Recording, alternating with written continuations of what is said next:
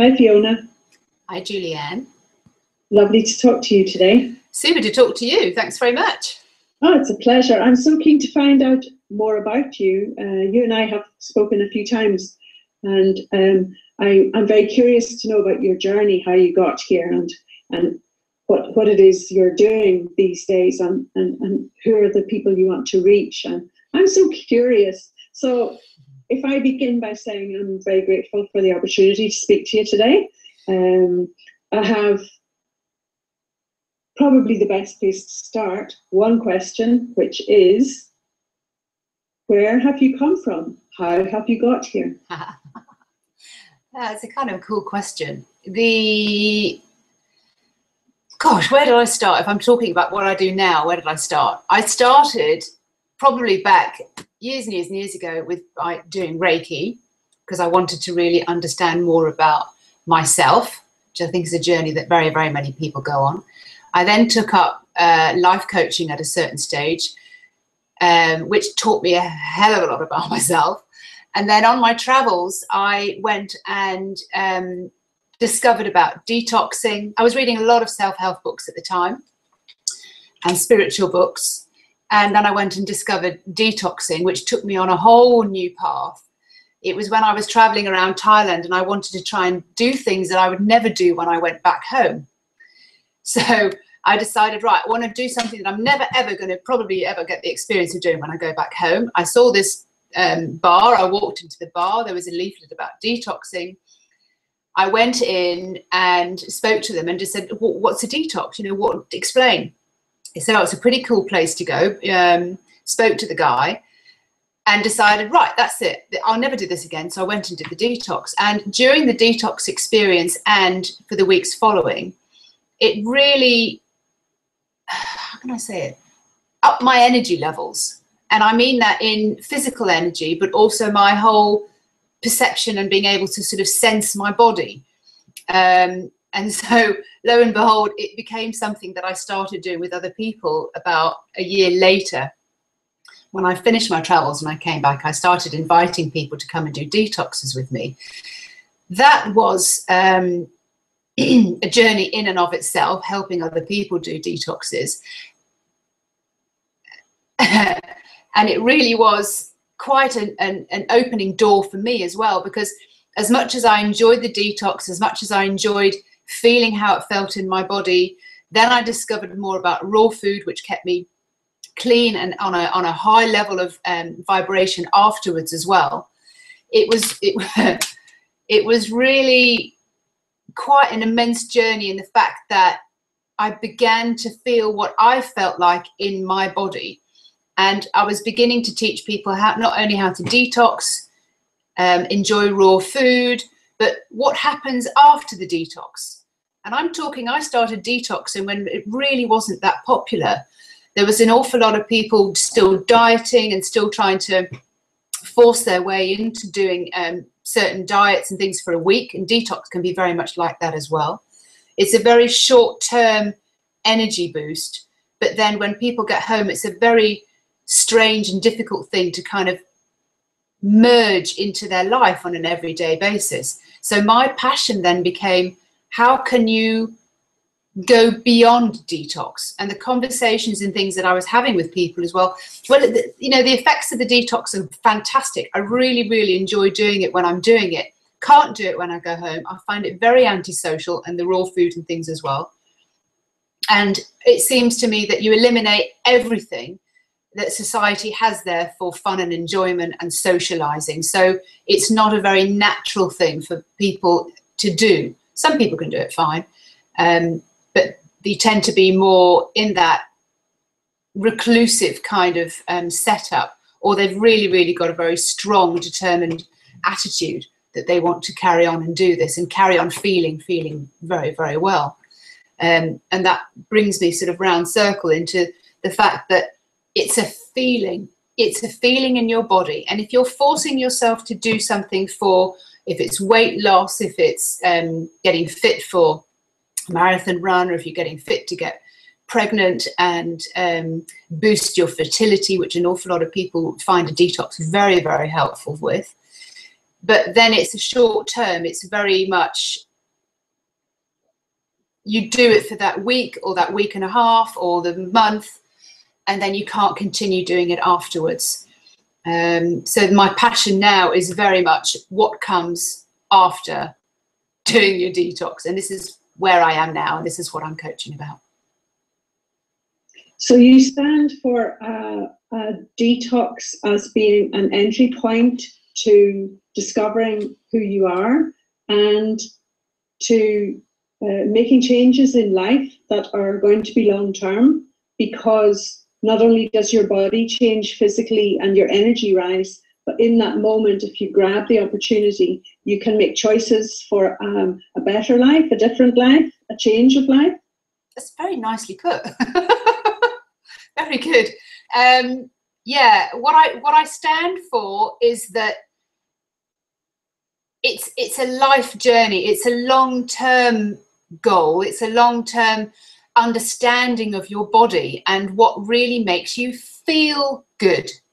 So most people come at everything that they do from a head-centered place. So for example, I want to do a detox would be the same as I want to do a diet. So I want to do a detox because I want to lose 5 kilos in a week. Great, I can help you do that. You know, you can lose 5 kilos in a week, but what happens after that? If you haven't changed your perception, if you haven't changed how you think and feel about yourself and how you find ways to enjoy yourself and care and nurture and nourish yourself, then you're going to go back to your old ways of acting, your old instinctive ways, your habitual ways of acting. So that's why I became very interested in the emotional reasons why we do what we do. So there's a school of thought about being an emotional eater, and I know for sure that I'm an emotional eater, and I know when I'm around certain people I have eaten emotionally, and if I'm upset about something then I can choose food to soothe myself. And even though I'm, you know, a detox diva and a raw food queen or whatever, I know I can still overeat at times, and I still know that certain things kick me off. So what I'm interested in is kind of really sitting in that feeling of like, really, what is it that makes me do what I do? So I get to understand myself on a much deeper level, on a profound level, so that I can kind of go, right, that's what it feels like to be really anxious. That's what it feels like to be really irritated. That's what it feels like when I'm missing not being with my boys, or that's what it feels, you know. So you get to really know what it feels like in your own body, and then the reactions that you normally have, you turn to food or you run away from something. I find that fascinating. The emotion brings something, probably triggers the emotion, a sound, a smell, a taste, a question. You feel uncomfortable, and you're saying that you can either reach for food to deal with the uncomfortable feeling, or what? How do you coach people on what it is they do instead of reaching into the... There's an awful lot of things that people use as a distraction. So we avoid the pain. So basically, it's something we're never educated about, and I'm not bashing anybody for that, but we're not. It's not been in our capability to educate anybody about how we feel emotionally. I think this generation is really getting way more involved about how we feel emotionally with counselling and all those kind of things. But what I'm asking you to do is, I'm empowering you to know how you feel about a subject. So for example, like I said, there's so many different distractions that people use. Food is the one that I concentrate on, because you can't really avoid food. Some people smoke, some people drink, some people use sex, some people use shopping, gambling, all those kind of things. Or for myself as well, being a workaholic. So I could just throw myself into work. So I know when relationships and things have ended in my 30s and 20s and things like that, I was like, God, thank God I've got work to do. And I just used to bury myself in work. These are all forms of distraction from the pain. Now, the pain we know mentally, well, of course I'm upset about this, but you're actually feeling something in your body as well. And normally from, you know, your chest area down, solar plexus, down into your tummy, into your gut. This is your gut intuition, and it's telling you something about yourself. It's educating you. And the first moment is a feeling of discomfort. And are you saying that people don't want to feel uncomfortable? Don't want to feel uncomfortable. A discomfort about anything. No, they don't want to feel uncomfortable. I know myself, it's like, oh, that doesn't feel comfortable. But because we don't know what it is or how to deal with it, your main way of dealing with it would be to suppress it.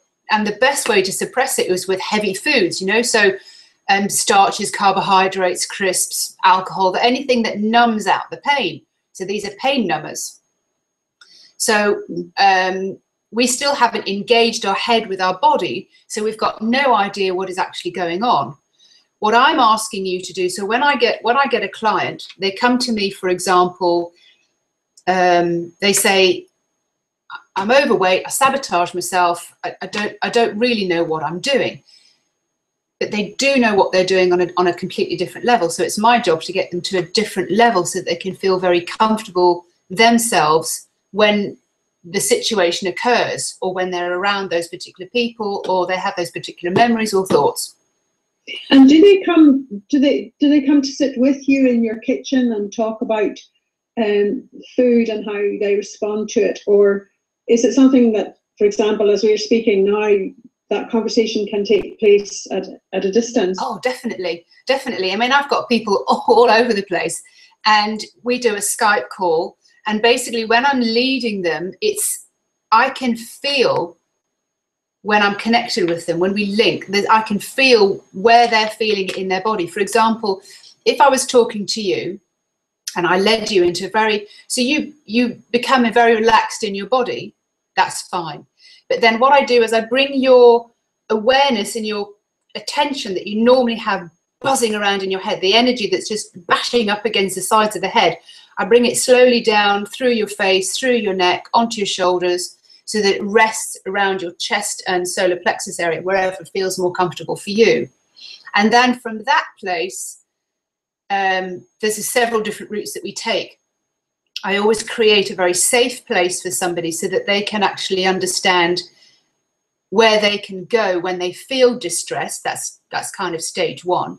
And then from that place, we can actually ask, so what is it that you're feeling? And then we can get below it and underneath it and see what's supporting that, if there is any support there, and or whether you want to get rid of it or not, and just allow a space in your body where that feeling had been before. So if you felt uncomfortable, then I would guide you down into that discomfort and allow you to just kind of go, oh, actually, it's not that scary when you're there. It's just wanting to be felt. It's just wanting to be acknowledged. So you acknowledge it, and then if you want, you can go a little bit deeper and understand why it's there, what's underneath that. Why did that anxiety come up? Why did that fear come up? Why were you angry at that particular stage?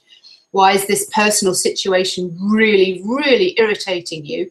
So your common reaction to that would be to eat because it's very uncomfortable. So then you become to understand the language of your body so that you can feel what's going on and kind of go, I'm familiar with that feeling. I'm not scared of that anymore. And there's every different emotion is what I'm learning now. Every different emotion has a slightly different resonance with it. When I started, and when I start people off, I take them into a very positive situation, a very negative situation, so that you can begin to feel and gauge what's going on in your body. For example, a very positive experience, very lovely, loving experience would make you very expansive. You'd actually be able to feel that in your body. And a very negative, stressful experience would make you feel very clenched. Your posture would change, and the feeling in your gut would change. So that's where we start. And then you can progress and you can learn the new language of your body and what it's telling you. And therefore, it's much easier not to keep doing the same habits time and time and time again, like we have until we're 50. Yeah. So you have a way of bringing people to understand the queasy, the nausea, the tension, the tingles, the heat, as being connected to something that they want to run away from, or something that they're feeling uncomfortable about. And you do that by comparing a good situation and how that feels with how it feels when they're in for them, a bad situation, an uncomfortable place. And then as you take them deeper and deeper into the mechanics or the experience of an uncomfortable feeling in a safe way, then they can say, oh, this is how it feels when I am upset. And you're saying, now you have a choice. Go to the fridge, or cookie jar, or the email, yes, or the gambling, yes, or what? What do you offer them as their? Do you need to tell people to peel a carrot? No. No. What do I offer them? It's a real peaceful place, so they know that they can go to their safe place at any time. I build up a whole range of things that they and I still need to put into my life as well, and it's just an ongoing beautiful journey that you find things that actually really nurture you. The basic question would be, so what would you do instead? So for example, if I'm just about food. Yeah, so for example, if I was, my old thing is plunging into a packet of crisps, and it's not necessarily at the time, it can be like hours later.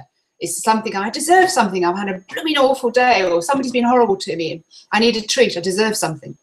So as I was plunging into the crisps, I would actually then, you get to a stage when you can stop yourself and you kind of go, so what would fulfill me way more than trying to fill up this body of mine with these crisps? I'm not saying you can't have them, but I'm just saying, so what would fulfill me far more?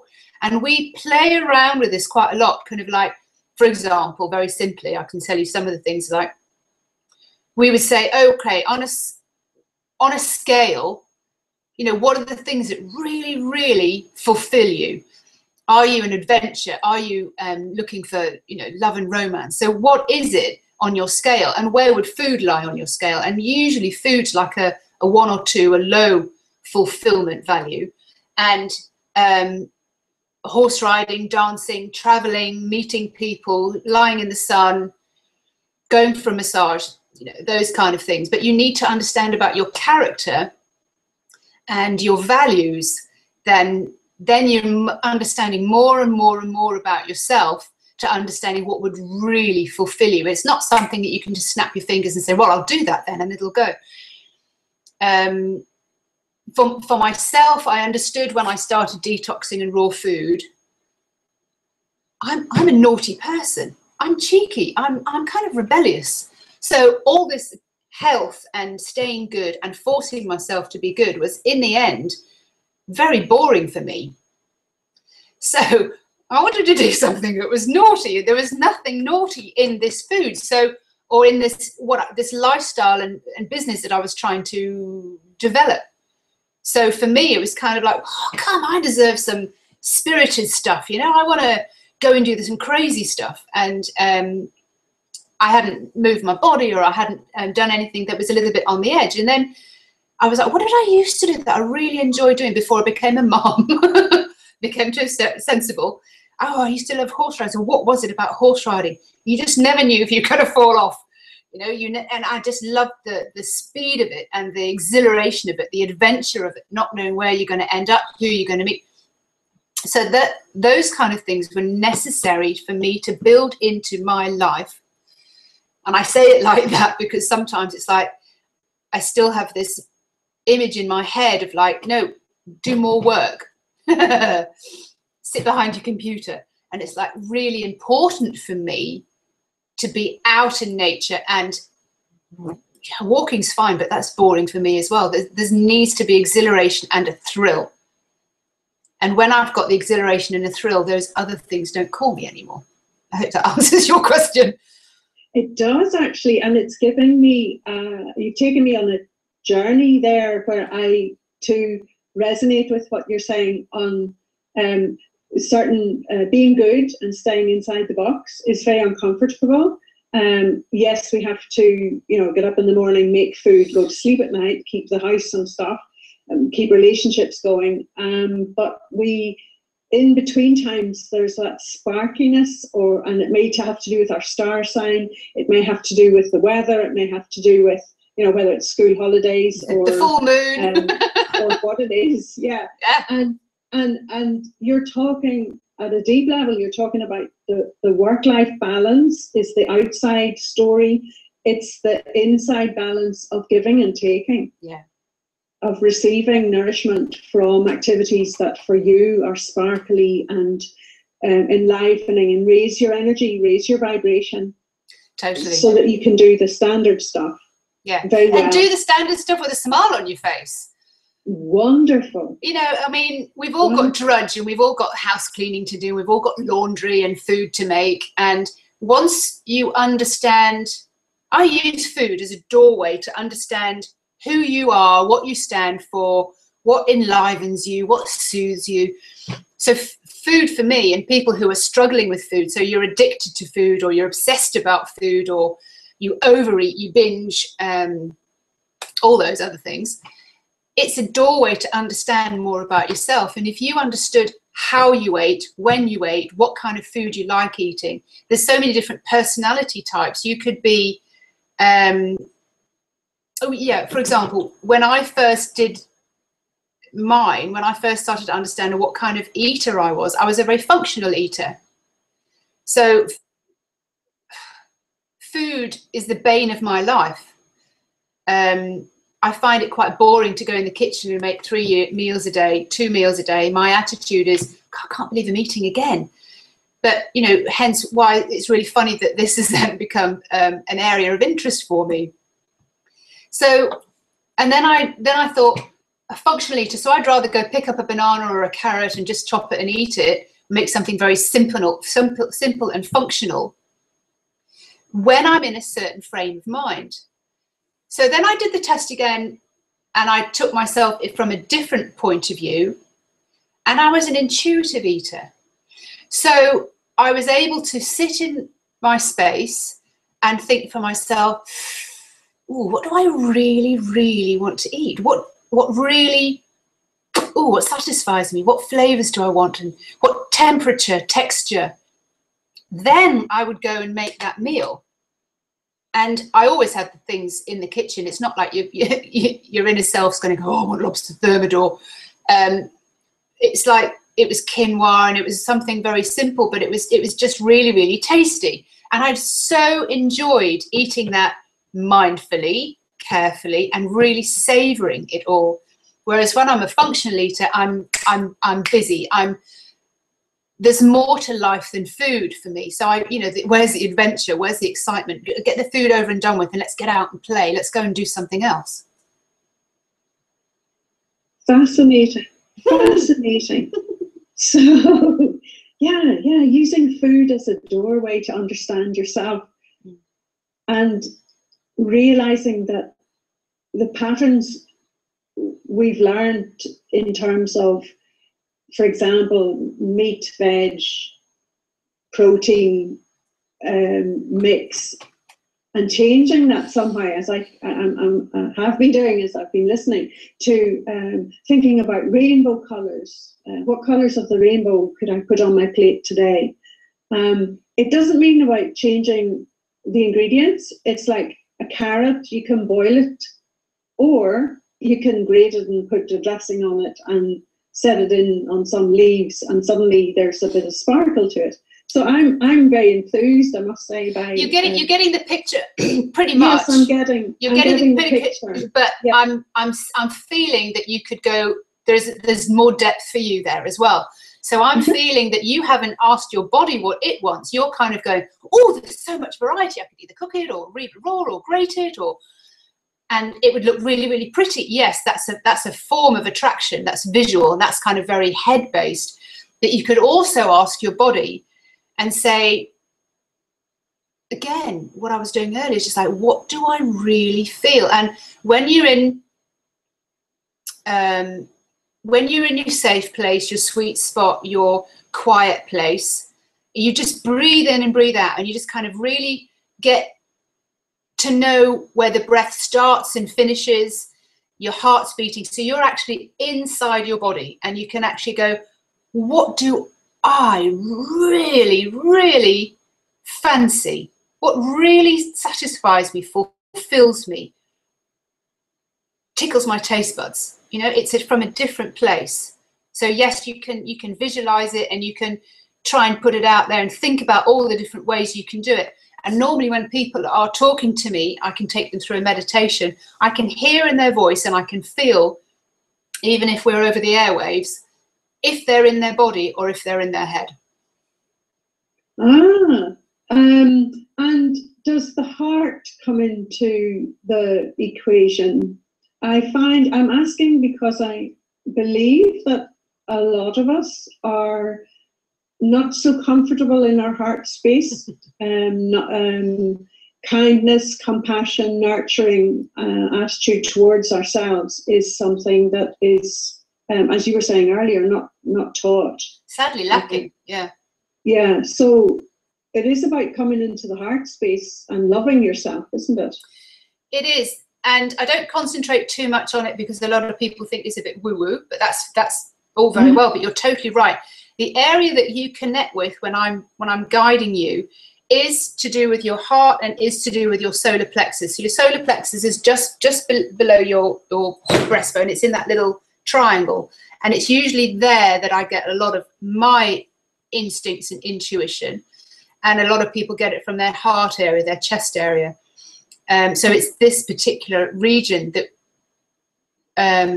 we're now focusing through. So one of the meditations that I do is you can meet your future self, for example. You can see yourself, how you want to present yourself to the world. So here she is, she's a strong woman, she's very capable, very serene, very compassionate. So you build in all the characteristics of really who you are, and this is your soul area. Now, when you see your future self, your posture changes, and you become very much more, you're looking at the world from this particular place. You're not coming from your head anymore. The energy, your consciousness, your awareness is now down and in your body, and you're very settled in your body, very comfortable. So you're able to sort of look through different eyes, as it were. So when you merge into your future self, I can't explain it very well here, it's something that I do and I guide, but when you look at the world from your future self, everything just comes from a different place. Yeah, see, look, your voice changes, you become very much softer, intense amount of knowledge. So you then have this soul version of yourself that you can communicate with and you can see the world from. So for example, if you get into a situation, you're nervous about something, you can ask for help and you can actually see the world through her or his eyes and how they would approach something. So it's like you're being guided, and that's how to get in touch with your own guide, and that's how to take things in a completely more gentle, compassionate way for yourself. Wonderful. I'm thinking about the type of person who would be asking for your guidance, imagining that the career person, man and woman, who have interest in their work-life balance at the level of energy, spreading their energy through the day and being available at work and also being available at home instead of being puffed out at the end of the day. Are there other, is this true? And then are there other people who are good kinds of people to work with and on account of their life challenges? Yeah, I'm going quiet there because it's for everybody who's interested. Oh wow, that's simple. Yeah. So people, whoever is listening to this conversation that we're having now can feel attracted towards the concepts and the idea and the imagery and what you're saying and your tone of voice, and in that way that's their body letting them know that this might be something for them. Yeah. If it's resonating with you, and if you want to find that gentle space within you so that you can look at the world in a different way, look at yourself in a different way, the challenges that you have, approach them in a different way. We're just so much more resonance. You just have so much more insight into what is going on. I'll tell you a quick story. I have, over the last year, moved house, and I was building some studios. Still building some studios. They're nearly getting finished.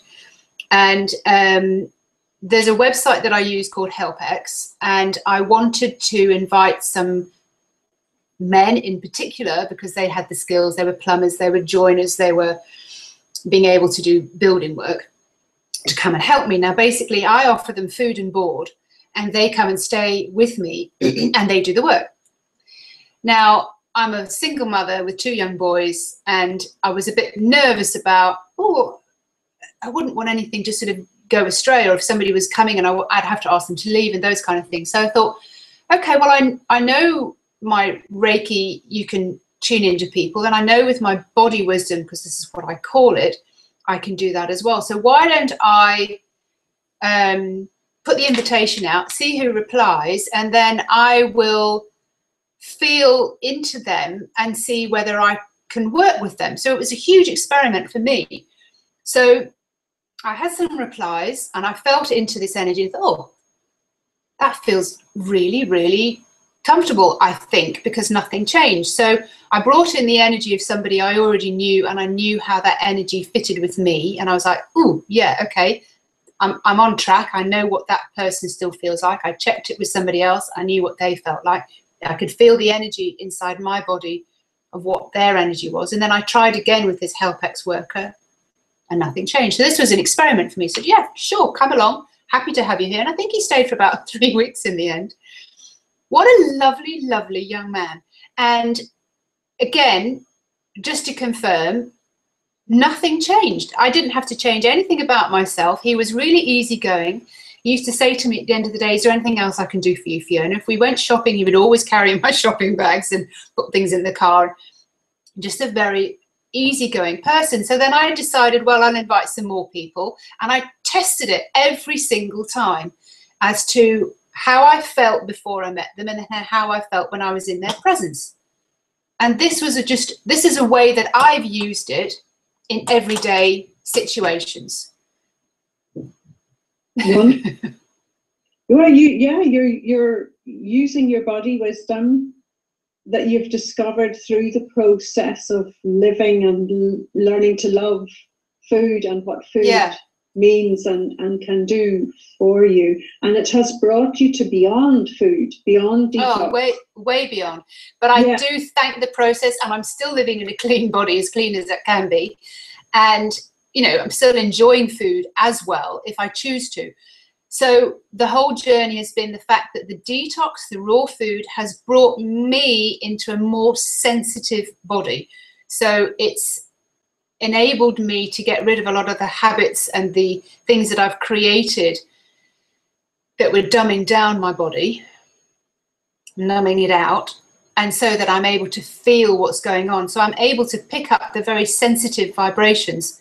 And this is a whole kind of learning school as well. Your body's giving you sensations an awful lot of the time.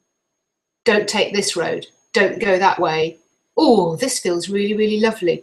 But we don't necessarily pay attention to them because we're so much in our head and so got to get this done, got to get that done, got your long list of things to do. So you're being fed an awful lot of information that's coming just for you all the time. Oh, don't forget to look at the key. You know, you look at your keys 3 times and then you still forget to take them when you go. And you kind of think, I knew it. I kept looking at them. It's that kind of sensitivity that I'm now becoming really aware of. Oh, why did that person just pop into my head? and you ring them, and it's something for you, you know, that they've got something to say, or somebody's coming to town, or there's an opportunity there. And this is what I'm saying. So it's bringing your body to a very sensitive level that you can be very aware of what's going on. People douse and people do all sorts of things, and that's the sensitivity as well. But your whole gut intuition, your heart-centered awareness, your body is there to work with your head. It's not like you're going to work with your body and then throw your head away. And this is where it becomes difficult, because often your head thinks, I'm not going to be needed anymore, so damn it if I'm going to let you take control. And there's a conversation that goes on between the two. And it's one of the things that I do in the beginning, is like introducing you to your body energy, introducing you to your head energy, and then letting them have a conversation between themselves. So what kind of conversation would they have? The head would kind of say, well, I've never listened to you before, so why should I listen to you now? You know, I'm in control, I've taken control. And the body's saying, well, we both really have the same goal. We both really want to make this person survive and do our very best for this person. And, you know, we both love them, and we both got this contract. So let's try and work together. And the head's like, well, what have you ever told me that worked? And then this is conversation, this relationship that goes on. And I liken it to being in a marriage, in a relationship. So it's really trying to understand the other person's point of view. And until they're able to say, okay, we've got a contract, let's make this work, but keep communicating. Keep communicating. What do you think about this? Well, you can take the lead on this one, because it's got more to do with how you feel about something. Okay, well, you take the lead on this one, because you know more about how to work through society's rules and regulations and laws. So you lead this one. And if I have anything to say, then I'll give you a sense of what's right and what's wrong. Wow. Yeah. So the coaching opportunities, the connection, the teaching that you have to offer, how do you do this? Do you have package? Do you have sessions? Do people write into you through your website? How do they connect with you to say, I have a website. Something. I have a website, and it's my name, so it's www.fionarobertson.co. And I meet people, and I do an initial session to make sure that it's what somebody really wants. So I speak to somebody on an initial basis, so that we can actually just feel each other and just see whether we can work together. And it's from my point of view as well as from theirs. Can they work with me, and do I think that I'm able to sort of bring them forward? Is this what they really are looking for? And I normally start with a 3-month, because it takes a little while to kind of get into it. There's homework to do, and there's things to There's things to just test out and just develop. And as you develop through the weeks, it becomes so natural to you that your life starts changing, and your vibration starts changing, and things just start falling into place. So then there's a 3-month, and then I'm also doing a 6-month and a year. And one of my packages that I'm putting together is called Shapeshifters. And it's to home in with people, particularly to do with food issues, because that's where a lot of people start. That's where I started. And then it's just to really grow and expand that into your whole life. So it's bringing balance in, that you feel really satisfied and fulfilled in your life with your balance of what you've chosen and what you can do. And do you have an email address? Email is fiona@fionarobertson.co. See if I can put it up on the screen here.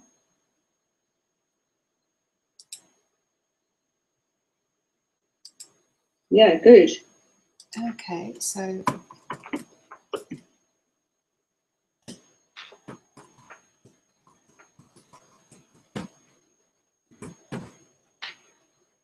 hopefully that works. There we go. So that's my name, and that's my email address, and you'll also find that is my website as well. So www.fionarobertson.co. And you're based in France? I am. I'm based in France. I've been here 10 years. and I've been running retreats for the last 10 years or so for people to come and do detoxes, and I still do those. And now it's got more to do with the coaching on the emotional side of eating, the beyond detox, but people still come because they want the feeling of what it feels like in the body. And often it's easier to get somebody else to help you with that and do that with you, and then leave with a different view on things. And then I'm available for coaching once they've gone home, and whatever situations come up, then we can guide people through that. Often when you're sitting at the dinner table, there's so many memories and stressful things going on for you that I can help you through those, so that when you're sitting at the dinner table, you're able to sort of pick up on other people's energy and just pull back, get into your centered place. And instead of binge eating or overeating when you're feeling stressed, then you can just have it from a very relaxed place. So yeah, the ongoing coaching is very important for that. So to finish, what is your message to someone who's just not sure? Should they get in touch? Will it be worth it? Will their life improve? Well, I'd have to ask the question back. What do you think? Wonderful. So that's the chat. That's the initial conversation that you. That's the invitation. So give it a go and see what feels. Interesting, curious, exciting. What is there something going through your head? It's kind of like, now that's really curious. I've also experienced some of those things. I'd like to know more. So it's a curiosity. Yes, indeed. And if your body's curious and if you're curious, then that's a signal for you that it's right for you and you're ready to sort of take the next step.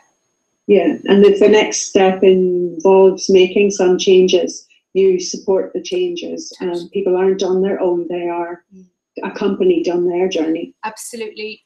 Hand holding. Yeah. Mm-hmm. Because I don't think you can do a lot of this on your own. Everybody needs support.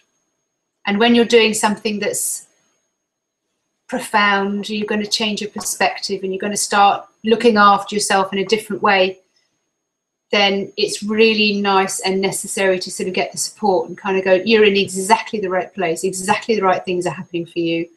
And I can often see the changes in people before they can. They can't remember where they came from. So I'm always referring back so that they can actually see how they would have dealt with something in the past. Because as we change and grow through the weeks, it becomes your normal mode of operating. And sometimes you forget where you've come from and then how you're developing and growing and progressing.